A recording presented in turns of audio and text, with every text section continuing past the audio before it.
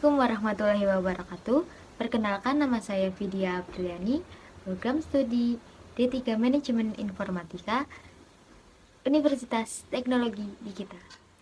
Video ini menjelaskan pendapat saya untuk menjawab beberapa pertanyaan yang sudah disiapkan oleh Bu Yulis selaku dosen pengampu mata kuliah Kewarganegaraan. Kewarganegaraan adalah salah satu mata kuliah umum yang sifatnya wajib di perguruan tinggi, baik perguruan tinggi swasta maupun perguruan tinggi negeri. Salah satu alasannya secara internal yaitu untuk mempertahankan nilai dan norma pada warga negara dalam kehidupan berbangsa dan bernegara, untuk menjadikannya sebagai warga negara yang baik. Tapi kenyataannya sekarang ini masih banyak mahasiswa yang tidak memiliki rasa nasionalisme dan sikap patriotisme yang berlandaskan nilai-nilai Pancasila.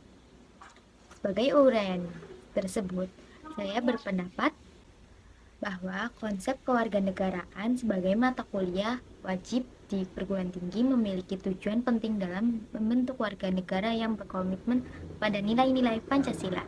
Namun, realitasnya, tidak semua mahasiswa benar-benar menginternalisasi nilai-nilai tersebut. Banyak yang kurang peduli terhadap lingkungan dan masyarakat, tidak aktif dalam kegiatan sosial, atau bahkan bersikap apatis dan individualisme.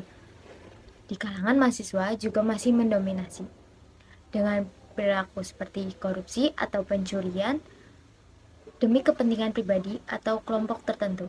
Oleh karena itu, perlu upaya lebih lanjut untuk memastikan bahwa nilai-nilai kewarganegaraan tidak hanya dipelajari secara teoritis, melainkan juga diimplementasikan dalam kehidupan sehari-hari mahasiswa guna menciptakan generasi muda yang memiliki rasa nasionalisme dan sikap patriotisme yang kokoh.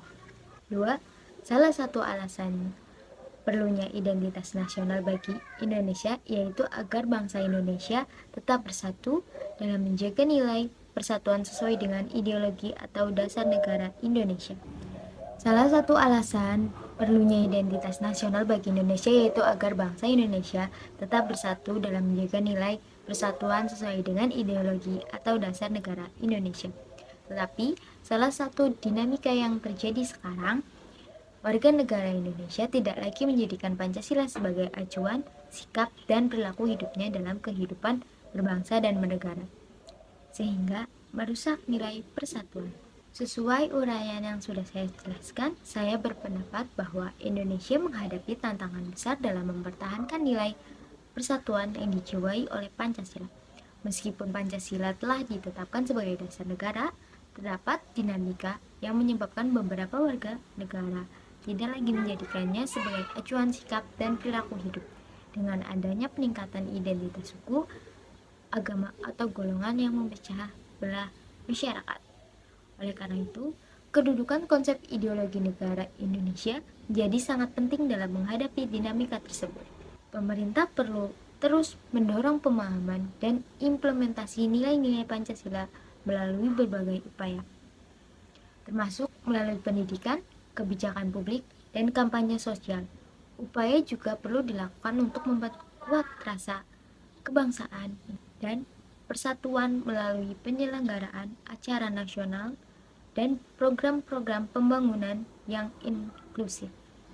Meskipun tantangan menjaga nilai persatuan sangat besar, dengan upaya bersama dari seluruh elemen masyarakat dan pemerintahan, Indonesia masih memiliki kesempatan untuk memperkuat identitas nasional yang berlandaskan Pancasila dan mengatasi dinamika yang mengancam persatuan bangsa.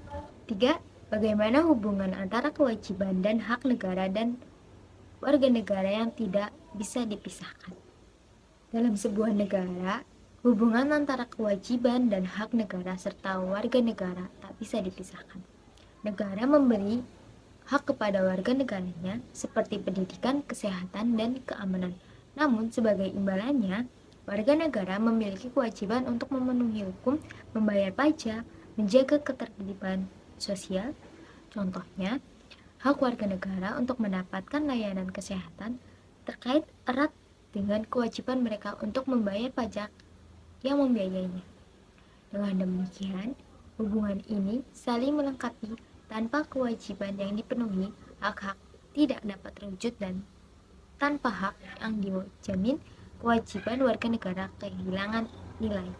Yang keempat, salah satu alasan perlunya sebuah konstitusi dalam kehidupan berbangsa dan bernegara yaitu untuk bisa melindungi HAM setiap warga negara. Tetapi kenyataan sekarang ini masih ada HAM warga negara yang dirugikan oleh pihak yang tidak bertanggung jawab, seperti hak seorang anak yang harus mendapatkan pendidikan. Sesuai uraian yang sudah saya jelaskan, saya berpendapat bahwa konstitusi yang melindungi hak asasi manusia atau HAM merupakan fondasi penting dalam kehidupan berbangsa dan bernegara. Namun, masih terdapat kasus di mana HAM warga negara seperti hak anak untuk mendapatkan pendidikan dirugikan oleh pihak yang tidak bertanggung jawab. Hal ini menunjukkan bahwa implementasi pelindungan HAM dalam konstitusi masih belum optimal. Mungkin disebabkan oleh kelemahan dalam penegakan hukum atau kurangnya kesadaran masyarakat dan pemerintahan akan pentingnya melindungi HAM semua warga negara. Untuk mengatasi hal ini, pemerintahan dan masyarakat perlu bekerja sama dalam memastikan bahwa hak anak untuk mendapatkan pendidikan dijamin dan dilindungi secara efektif. Melalui penegakan hukum yang tegas terhadap pelanggaran hak anak, peningkatan akses terhadap pendidikan berkualitas, dan penyuluhan kepada masyarakat tentang pentingnya pendidikan bagi perkembangan anak.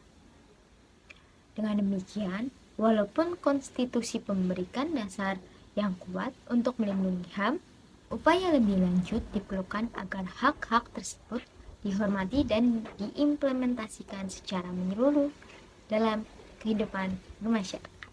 Sekian pendapat dari saya, kurang lebihnya mohon maaf. Terima kasih. Wassalamualaikum warahmatullahi wabarakatuh.